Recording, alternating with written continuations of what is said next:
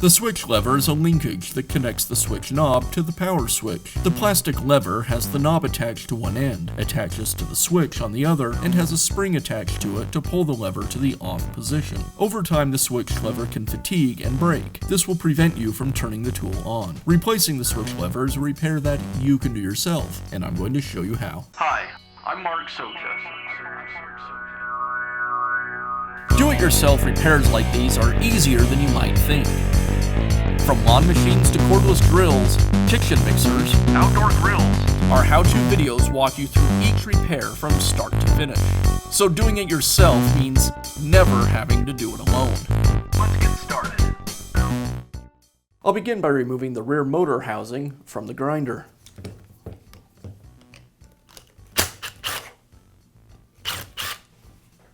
Now remove the switch button.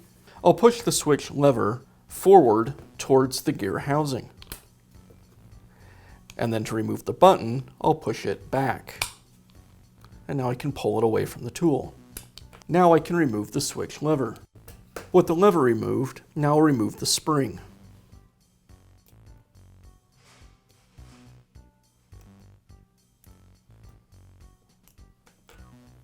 Now I can install the new switch lever. I'll slide the compression spring over the long tab on the switch lever first, compress it, and then place it over the small tab. Now I'll slide the switch lever back into the housing and over the button on the switch. Now I'll reinstall the switch button. To install the button, I'll again push the lever all the way forward, align the button with the opening in the lever, and then push it towards the gearbox. You may have to try a couple of times. When it's properly aligned, it'll snap into place.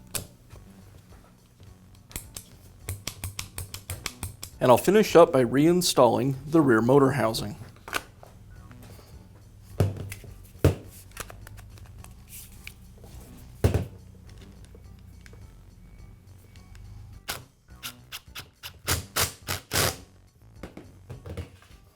And that's all it takes to install a new switch lever in your grinder. Be sure to check back often for new videos and expert advice. If you found this video helpful, give us a thumbs up.